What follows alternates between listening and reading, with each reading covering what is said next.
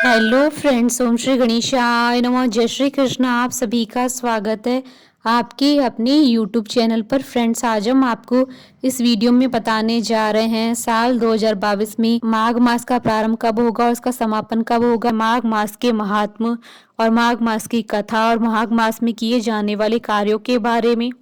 Friends, video शुरू करने से पहले आपसे रिक्वेस्ट है, अगर आप हमारे चैनल पर नए हैं और आपने अभी तक चैनल को सब्सक्राइब नहीं किया है तो प्लीज़ सब्सक्राइब कीजिएगा चैनल को, साथ ही प्रेस कीजिएगा बेल आइकन को, जिससे नए वीडियो से रिलेटेड नोटिफिकेशन आपको तुरंत प्राप्त हो सके।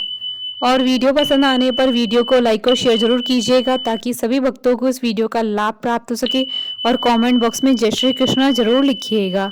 पौष पूर्णिमा से माघ स्नान की शुरुआत हो जाती है। माघ पूर्णिमा पर इसका समापन होता है। इस प्रकार माघ महीने की शुरुआत 18 जनवरी से हो रही है। सनातन परंपरा में माघ मास को काफी पवित्र महीना माना गया है। मान्यताओं के अनुसार माघ मास में स्नान और दान का विशेष महत्व होता है। इस दिन स्नान व दान करने से पुण्य अर्जित करना श्रेष्ठ माना गया है। धार्मिक मान्यताओं के अनुसार जो भी भक्त माघ माह में गंगा स्नान करता है उससे भगवान श्री हरि विष्णु जी अति प्रसन्न होते हैं और उस पर भगवान विष्णु जी का आशीर्वाद सदैव बना रहता है।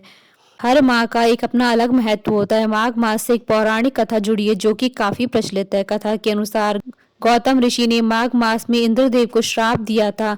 इंद्रदेव द्वारा क्षमा याचना करने के बाद गौतम ऋषि नहीं माने और उन्होंने माघ मास में ही इंद्रदेव को गंगा स्नान कर प्रायश्चित करने को कहा था, जिसके बाद इंद्रदेव ने गौतम ऋषि की बात मानते हुए गंगा स्नान किया था, जिसके फलस्वरूप इंद्रदेव को गौतम ऋषि की श्राप से मुक्ति मिली थी। इसलिए इस माह में माघी पूर्णिमा और माघी अमावस्या के दिन स्नान करना पवित्र माना जाता है। फ्रेंड्स, अब आइए जानते हैं माघ मास की धार्मिक कथा के बारे में। प्राचीन काल में शुभ्रव्रत नाम का एक ब्राह्मण नर्मदा तट पर वास करता था। शुभ्रव्रत को वेद शास्त्रों का अच्छा ज्ञान अर्जित था। स्वभाव से शुभ्रव्रत धन संग्रह करने की प्रवृत्ति वाला था।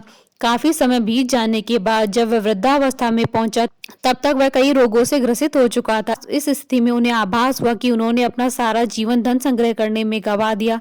उन्होंने विचार किया, अब मुझे परलोक सिधार जाना चाहिए। इस बीच उन्हें एक श्लोक का स्मरण हुआ जिसमें माघ मास के स्नान की विशेषता बताई गई थी। उसी समय उन्होंने माघ मास का संकल्प लिया और माघ मास में नर्मदा नदी में स्नान करने लगे। शुभ्रव्रत ने 9 दिनों तक प्रातः नर्मदा के जल में स्नान किया और 10वें दिन स्नान करने के बाद उन्होंने अपना शरीर त्याग दिया। आइए जानते हैं माघ मास में किए जाने वाले धार्मिक कार्यों के बारे में। इस माह में शीतल जल के भीतर डुबकी लगाने वाले मनुष्य पाप मुक्त हो जाते हैं। पद्म पुराण में माघ मास के महात्म का वर्णन करते हुए कहा गया है कि पूजा करने से भी भगवान श्री हरि को उतनी प्रसन्नता नहीं होती है जितनी कि माघ महीने में स्नान से होती है। इसलिए सभी पापों से मुक्ति और भगवान वासुदेव की प्रीति प्राप्त करने के लिए प्रत्येक मनुष्य को माघ मास में स्नान करना चाहिए। माघ मास में पूर्णिमा को जो व्यक्ति ब्रह्मवैवर्त पुराण का दान करता है उसे ब्रह्मलोक की प्राप्ति होती है। दान में वस्त्र, धन और दान भी दान किया जा सकता है। महाभारत में आया है कि माघ मास में जो तपस्वियों को तिल दान करता है वह नरक के दर्शन नहीं करता है। माघ मास की द्वादशी तिथि को दिन रात उपवास करके भगवान महादेव की पूजा करने से उपासक को राष्ट्रीय यज्ञ का फल प्राप्त होता है।